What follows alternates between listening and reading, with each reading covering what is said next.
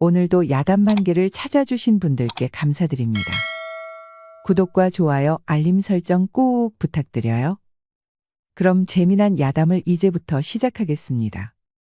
옛날 조선시대 포악한 임금이 다스리던 암울한 시절이었습니다. 조정은 썩어 문드러졌고 욕심 많은 벼슬아치들은 재물에만 눈이 돌아가 있었지요. 설상가상으로 온 국토에 극심한 가뭄이 3년째 이어지니 백성들은 떼거리를 구하지 못해 여기저기서 굶어 죽고 있었습니다. 그런 시절 어느 마을에는 탐관오리가 득식을 거렸습니다. 위로는 사또부터 아래의 육방들까지 죄다 수탈에 열을 올리니 백성들은 극심한 고통에 시달려야 했답니다. 사람들은 먹을 게 없어서 산에 올라가 소나무 껍질을 벗겨 먹고 그것도 없으면 물로 허기를 달래야 했지요. 해서 기운이 약한 노인과 아이들이 먼저 쓰러져 갔지요. 그러다 보니 동네에는 곡소리가 끊이질 않고 상여가 매일같이 이어졌습니다. 헌데 언제부터인가 상여 위에 빨간 백일홍 가지가 놓여있곤 하는 것이었습니다. 백일홍아, 백일홍아, 네 자태가 참으로 처량하다. 이놈의 민초 인생 나라님도 슬퍼해 주질 않는데 너만은 처연하게 피어 우리랑 같이 울어주는구나. 사람들은 아름답고도 처연한 꽃을 보며 눈물을 흘리곤 하였지요. 그렇게 백일홍 꽃은 애달픈 백성의 마음을 어루만져 주었답니다. 또 두고 갔군. 백일홍 가지를 두고 간 사람은 도대체 누구일까? 이번에도 본 사람이 없다는군. 그야말로 신출귀몰이야. 사람인지 귀신인지 참으로 감쪽 같구만. 하여 사람들은 아무도 모르게 꽃을 두고 가는 사람을 일용객이라 부르며 수군거리곤 하였답니다. 그러던 어느 날이었습니다. 어이, 또리아범, 빌려간 내 돈 이제 그만 내놓으시게. 아이고 별사 어르신, 정말 면목이 없습니다요. 흉년이 자꾸만 이어지니 갚고 싶어도 갚을 방도가 없구만요. 듣기 싫래. 그건 자네 사정이고 난 못 봐서 밥 먹나? 이자까지 합쳐서 열량이 되었는데 대체 언제 갚을 것이야? 빚이 열량으로 불어났다는 말에 또리아범은 털썩 주저앉았습니다. 아니 별사 어르신, 제가 빌린 돈은 단량인데 어찌 열량을 갚으라고 하십니까요? 이 사람 계산을 허투루 하는구만. 한 달이 지날 때마다 이자가 붙는데 벌써 반년이 지났으니 당연히 열량이지. 먹을 것이 없던 또리아범은 지난 봄 김별사에게 단량을 빌려 종자를 샀었지요. 헌데 가뭄으로 농사를 망쳐 갚을래도 갚을 것이 없었습니다. 그런데도 김별사는 이자까지 합쳐서 열량을 내놓으라고 성화를 부리는 것이었죠. 아무튼 내일까지 내 돈 못 갚으면 자네 집이랑 밭은 내 것일세. 이놈의 세상은 대체 어떻게 돌아가길래 단량을 빌려서 열량을 갚아야 한단 말인가? 살라는 게 아니라 죽으라고 등을 떠미는 격이로구나. 다음 날이 되자 김별사는 머슴들을 몰고 와 또리아범의 집을 빼앗아 버렸지요. 졸지의 거리에 나앉게 된 또리아범은 가족들과 함께 산에 올라 다 같이 목을 메고 말았습니다. 온 가족이 줄초상이 난 것이지요. 사람들은 혀를 끌끌 찼습니다. 요새 가족이 전부 목을 매다는 일이 한둘이 아니었으니까요. 응? 이게 뭐야? 백일홍 아니여? 이 계절에 무신 백일홍이야. 어메메 정말 맞구만. 일용객이 여기도 다녀갔구나. 헌데 신기한 것이 도리아범네 가족이 목을 맨 나무 아래 백일홍 가지가 떨어져 있는 것이었죠. 대체 어찌 알고 일용객이 다녀갔는지 사람들은 신통하다 못해 섬찟함을 느꼈답니다. 자네들 들었나? 어제 김별사가 자다가 끽 목이 달아났다는데. 뭐라고? 그게 참말인가? 그렇다니까. 그래서 지금 김별사 집이 난리도 아니라는구만. 하기사 김별사가 너무하긴 했지. 천벌을 받은 게야. 그 말이 맞네. 그동안 악랄해도 너무 악랄했던 게야. 김별사의 악행을 아는 동네 사람들은 천벌은 받은 거라며 통쾌했지요. 헌데 글쎄 죽은 김별사 모가지에 백일홍 가지가 물려 있었다는 거야. 뭐라고? 그러면 설마 일용객이? 그거야 나도 모르지. 어쨌거나 귀신이 곡할 노르실세 정말. 모두들 입을 모아 일용객의 소행이라며 수군거렸지요. 하여튼 김별사가 비명 행사한 소식은 순식간에 퍼지고 말았습니다. 그야말로 온 동네가 다들 그 이야기뿐이었답니다. 한편 관아도 김별사의 죽음으로 발칵 뒤집히고 말았습니다. 에이, 쓸모없는 것들. 내 관할에서 양반이 죽었는데 범인을 아직도 못 잡았단 말이냐. 송구합니다요, 사또. 헌데 단서가 없어도 너무 없는지라. 듣기 싫다? 니들은 변명만 하지 말고 어서 나가서 범인을 잡으란 말이다. 사또는 얼굴이 불그락 푸르락했습니다. 그간 큰돈을 바치던 김별사가 죽었으니 화가 치밀어 오를 수밖에요. 허나 누가 했는지 알 수가 없으니 발만 동동 굴렀지요. 반면 백성들은 통쾌하기 그지없었습니다. 마을 사람들을 그리도 괴롭히던 김별사가 갔으니 꼭 하늘의 심판이 내려진 것 같았지요. 이후로 동네에서는 남몰래 일용객을 칭송하는 사람들이 늘어났습니다. 시간이 흘러 어느덧 추운 겨울이었지요. 고갯마루까지 눈이 쌓인 어느 겨울날 한 무리의 장정들이 초가집을 둘러싸고 있었습니다. 이는 세도당당한 권대감이 보낸 왈패들이었죠. 그중 가장 덩치가 큰 엉만이가 집 밖에서 큰 소리로 외치는 것이었습니다. 부인, 슬슬 결정을 내리시오. 이대로 온 가족이 노비가 되실 거요. 아니, 딸애를 기생으로 만드는 것이 어디 부모가 할 짓이요. 우리 권대감님에게 진 빚을 못 갚으니까 그렇지. 이들은 빚 대신 딸인 미양이를 내놓으라며 행패를 부렸답니다. 계속 생떼를 부릴 일이 아니오. 자, 어서 미양이를 내보내시오. 차라리 집과 세간살이를 가져가시오. 거리에 나앉는 한이 있어도 그렇게는 못하오. 그걸 전부 내다 팔아도 부인이 진 빚의 10분의 1도 못 갚어. 결국 억새는 다른 왈패들을 시켜 미양이를 끄집어냈지요.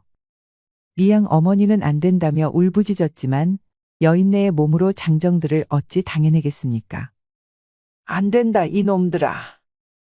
미양아 가지 말아라.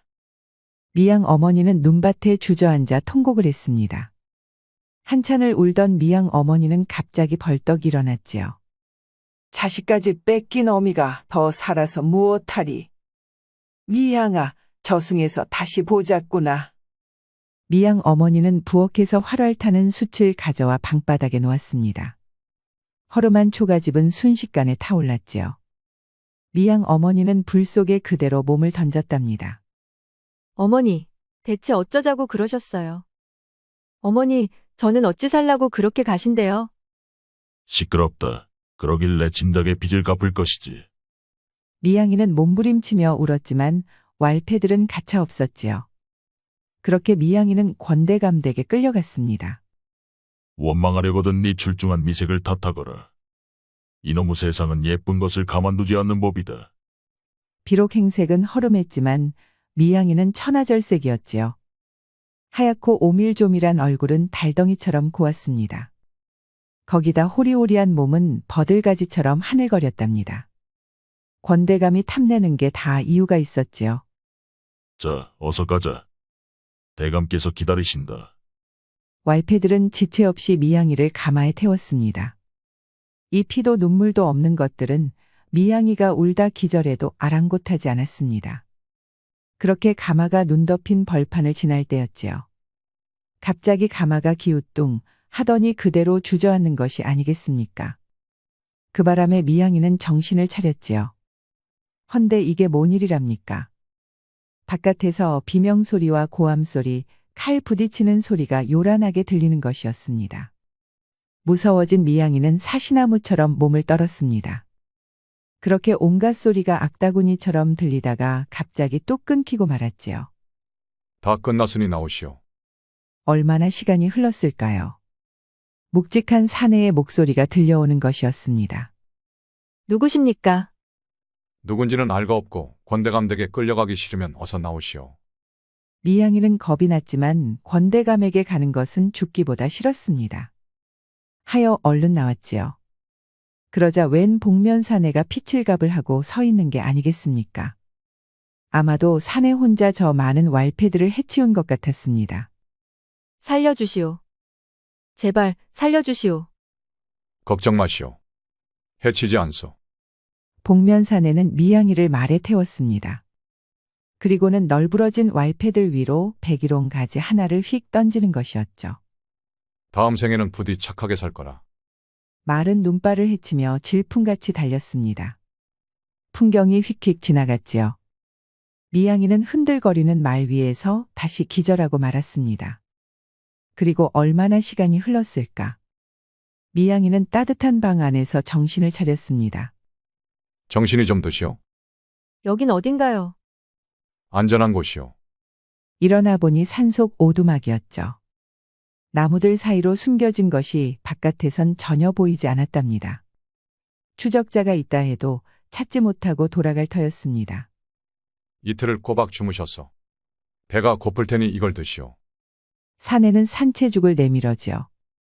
허나 미양은 한술도 뜨지 못했습니다. 제 어머니는 어떻게 되셨습니까? 불 속에 그만 재만 남으셨더구려. 수습해서 양지 바른 곳에 모시었소. 미양의 두 눈에서 은빛 눈물이 흘러내렸습니다. 너무나도 서럽고 안타까워서 가슴이 찢어지는 것 같았지요. 감사합니다. 절 구해주셔서가 아니라 어머니 유고를 수습해주셔서요. 구해준 것은 고맙지 않다? 살고 싶지 않았나 보군. 3년 전 아버지를 잃고 이제 어머니도 잃은 미양은 천혜고아가 되었지요. 그런 마당에 더 살 이유가 뭐가 있겠습니까? 하여 목숨을 구원받았어도 전혀 기쁘지가 않았지요. 그러시면 아니 돼요. 돌아가신 어머니도 처자가 이러고 있기를 바라지는 않으셨을 것이오. 자, 일단 배를 채우고 나머지 일은 차차 생각해 봅시다. 사내는 자기 이름을 홍진이라고 했습니다. 붉은 홍의 먼지 진이라는 괴상한 이름이었지요. 홍진이란 세상살이를 뜻하오. 번잡한 세상에서 벗어나고 싶지만 차마 떠날 수 없는 내 마음과 같지. 그날부로 미양은 홍진의 오두막에서 살았습니다. 하루 종일 미양은 오두막 너머의 산천을 보며 시간을 보냈답니다. 하늘에서 소복이 내린 눈은 세상의 더럽고 추한 것을 말끔히 가려주었습니다. 백설 아래 산자락은 하얗게 반짝반짝 빛날 따름이었지요. 세상이 저렇게 아름다우면 얼마나 좋을까요? 그러게나 말이오. 허나 세상은 백설 대신 홍진에 썩었으니 통탄할 따름이오. 말없이 산을 보던 미령은 고생만 하다 돌아가신 어머니를 떠올리며 눈물을 흘렸습니다. 그나마 홍진이 장례를 치러주 것이 위안이었지요. 제발 눈이 와서 모든 게 다 덮여버리면 좋겠어요. 이 아픔도 슬픔도 없도록 말이지요. 허나 안 되겠지요? 눈으로 덮을 수 없다면 대신 꽃 한 송이가 필요한 법. 이후로 홍진은 며칠씩 자리를 비우고는 했답니다. 식량을 구하러 나간다는데 어째 거동이 수상했지요. 허나 미령은 아무것도 묻지 않았습니다. 목숨을 구해준 홍진에게 뭔가를 물어보는 것이 죄스러웠으니까요. 하지만 그 이상으로 홍진에게는 왠지 모르게 믿음이 갔답니다. 그렇게 시간은 흘러 어느덧 정월 초하루가 되었습니다. 다녀왔소. 이건 이번에 먹을 식량이오. 좋은 꽝이네요. 이렇게 실한 것은 생전 처음 봐요. 미령은 홍진이 가져온 꿩으로 떡국을 끓였습니다. 둘은 아무도 없는 산자락에서 떡국을 먹으며 정월을 맞이하였지요. 헌데 홍진님은 이 오두막에서 계속 혼자 사셨나요? 나도 돌에서 태어난 이가 아닌데 어찌 그랬겠소. 예전엔 아버님이 계셨소이다. 홍진의 아버님은 한성의 무관이셨지요. 허나 탐과 놀이들에게 시달리다 못해 벼슬을 버리고 이 산속으로 왔다는 것이었습니다. 어린 홍진은 그런 아버님과 산에서 살았답니다. 아버님께 활쏘기와 말타기, 거기다 검과 창 등 온갖 무예를 배웠다오. 추억이 새록새록 떠올랐는지 홍진이 빙그레 미소를 지었습니다. 그럼 아버님은 어디를 가셨나요? 돌아가셨소. 그렇군요. 홍진님도 저처럼 부모님을. 그렇다오. 동병상련일까요? 둘은 서로의 가슴 아픈 사연을 알자 마음이 통하는 것 같았습니다. 그러다 보니 왠지 위로도 되고 서로에 대해 더 깊이 이해할 수 있었지요. 그렇게 홍진과 미령은 오두막에서 겨울을 보냈습니다. 마침내 꽃피는 봄이 찾아왔습니다. 그럼 눈이 다 녹았으니 내려가도록 하겠습니다. 살펴가시오.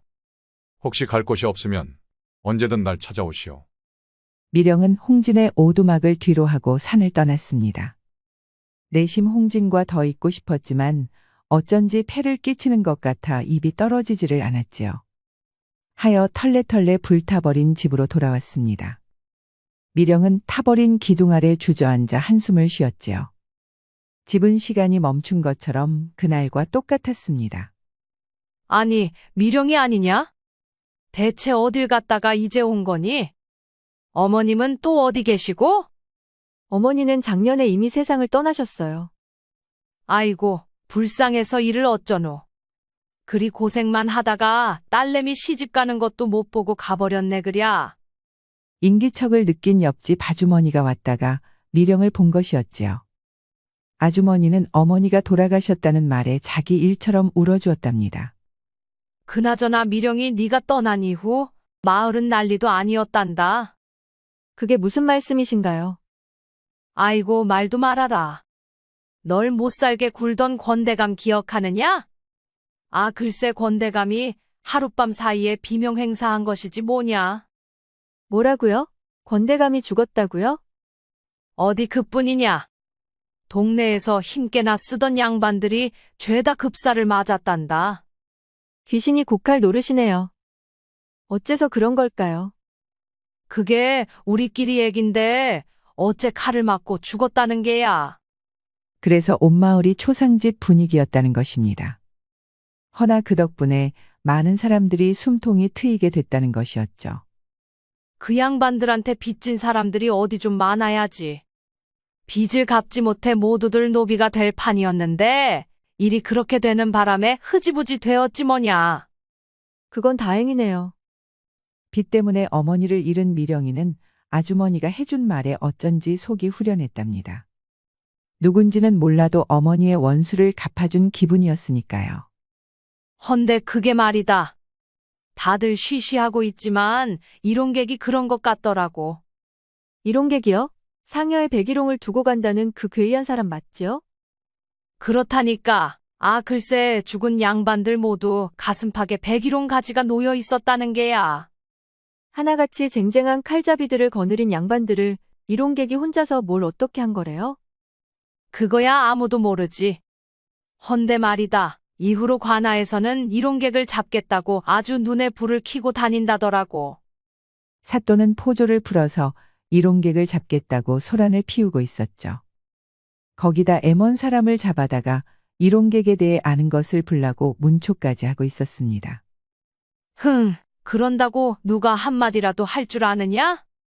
동네 사람들이 모두 이론객이라면 함구를 하고 있지. 누구 좋으라고 협조를 하겠느냐?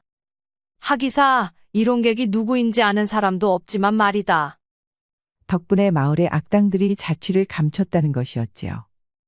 하기사 나쁜 짓을 하다가 목이 달아날 판이니 어는 누가 함부로 나서겠습니까?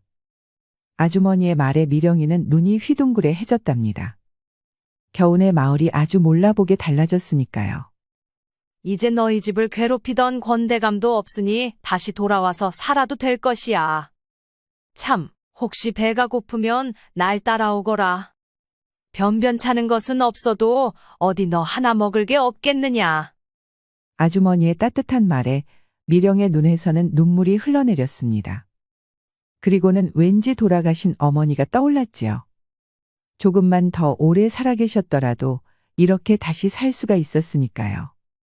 연신 눈물을 흘리던 미령이는 옷소매로 쓱 눈물을 닦았습니다. 감사합니다, 아주머니. 덕분에 살 용기가 생겼어요. 그래, 넌 원체 씩씩하니까 이 아줌마도 안심이 된다.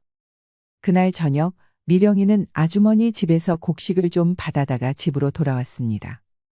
집이 온통 타버렸지만 부엌은 아직 무사했지요. 미령이는 아궁이에 불을 지피고 그 위에 솥을 얹었습니다. 어머니도 같이 드셨으면 좋았을 텐데. 죽그릇을 비우던 미령의 눈에는 또 눈물을 흘렀답니다. 하지만 이제는 견딜 수 있었지요. 억지로 죽을 다 삼킨 미령이는 간신히 남은 벽 아래 쭈그리고 앉아 잠을 청했지요. 내일부터는 집을 수리해야 했으니까요.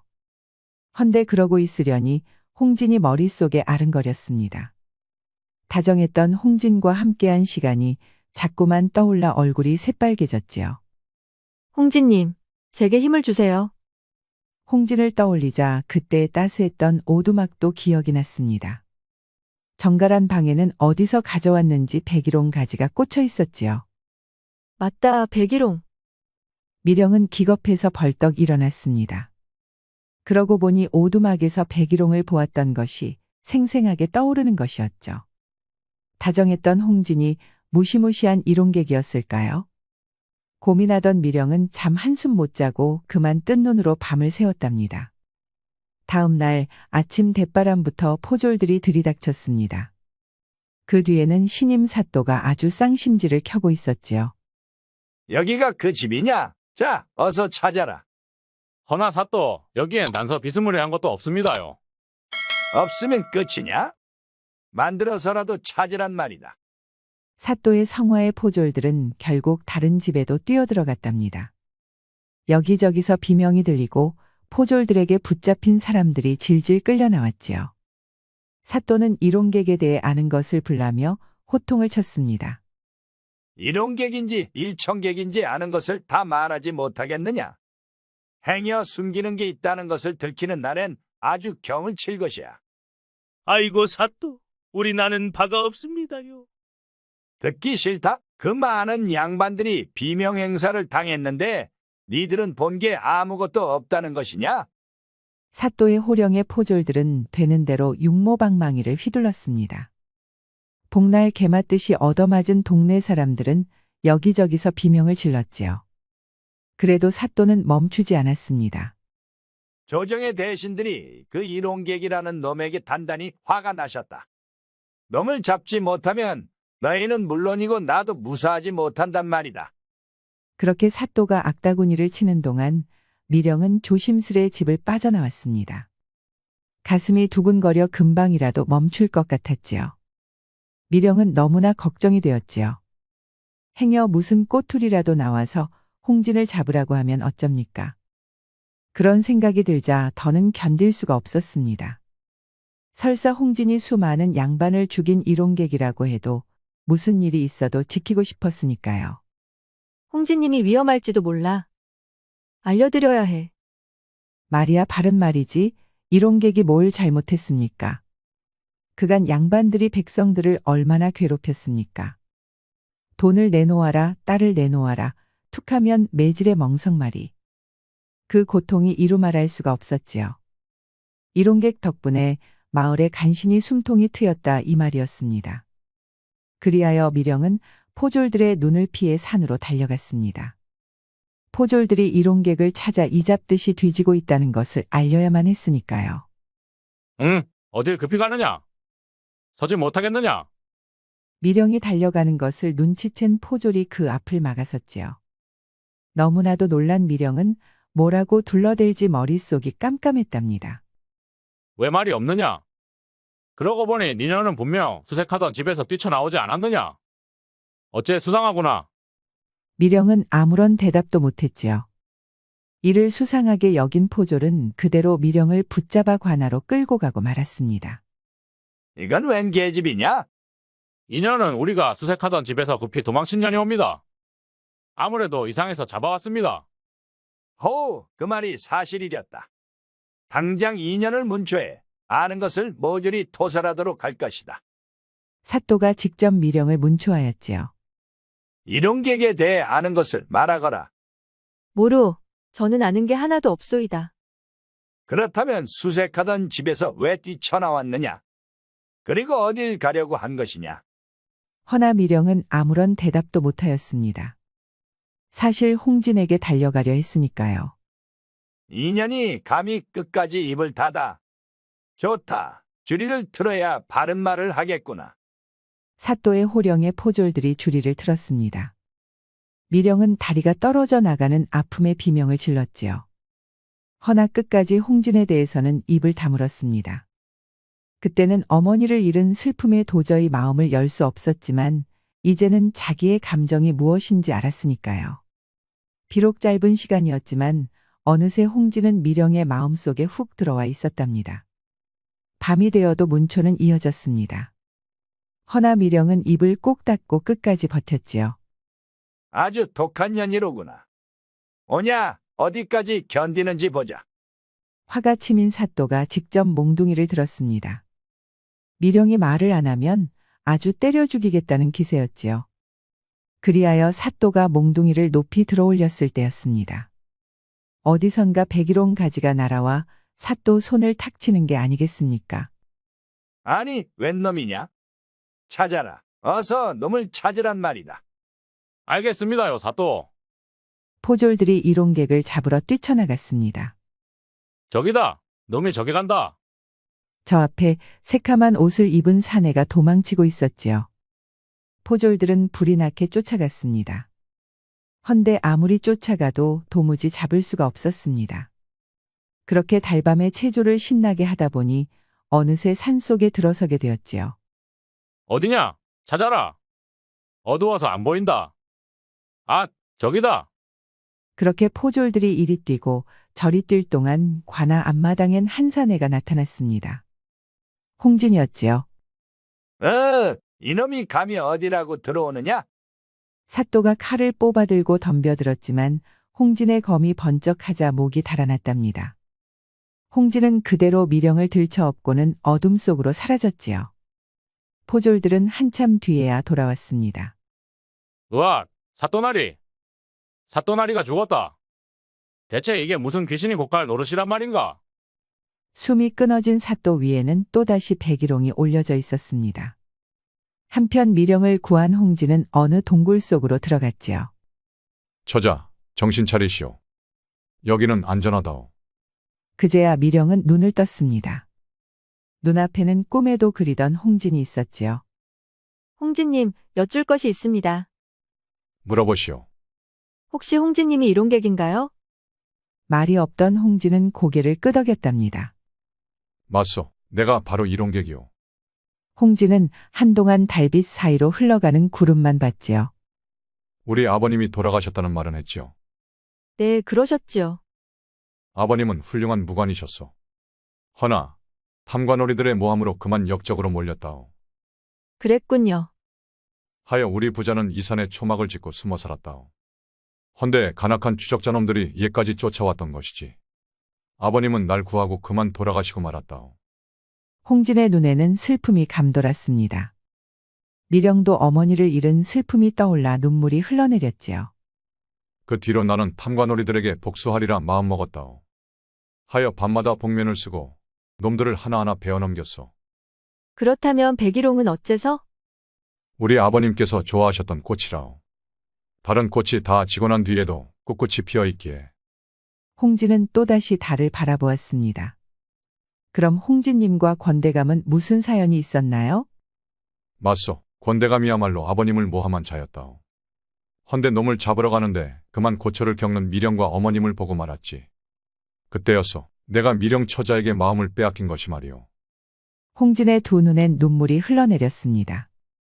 미령은 아무런 말 없이 조용히 홍진을 끌어안았지요. 한때는 세상에 홀로 남았다고 생각했는데 이제는 혼자가 아닌 것 같습니다. 나 또한 마찬가지요. 이 고달픈 세상에서 미령 처자만이 위로가 되어주는구려. 둘은 밤새도록 그러고 있었답니다. 날이 밝자 두 사람은 산을 내려와 먼 곳으로 향했습니다. 그렇게 아무도 모르는 곳으로 간 둘은 새롭게 보금자리를 만들었지요. 이것 좀 보시오. 겨우내 심은 보리가 벌써 파릇파릇해졌다오. 그러네요. 이러다간 금세 보리를 거두겠어요. 그러게나 말이오. 올해엔 보리밥을 원 없이 먹겠구려. 홍진이 텃밭을 일구고 사냥에 나서는 동안 미령은 삭바느질로 살림을 보탰습니다. 두 사람은 너무나 행복했습니다. 비록 몸은 좀 고되었지만 같이 있을 수 있다는 기쁨에 하나도 힘들지 않았지요. 그러던 어느 날이었습니다. 산짐승을 많이 잡은 홍진이 장에 나가 팔기 위해 길을 나섰습니다. 이걸로 옷감도 좀 사고 미령에게 줄 비녀도 마련하기 위해서였지요. 미령, 돌아왔소. 나와서 이 비녀 좀 보시오. 고운 비녀를 산 홍진은 기쁜 마음에 한달음에 돌아왔지요. 그런데 집에 미령이 보이지를 않는 것이었습니다. 깜짝 놀란 홍진이 집 안팎을 샅샅이 뒤졌지만 미령은 온데간데 없었지요.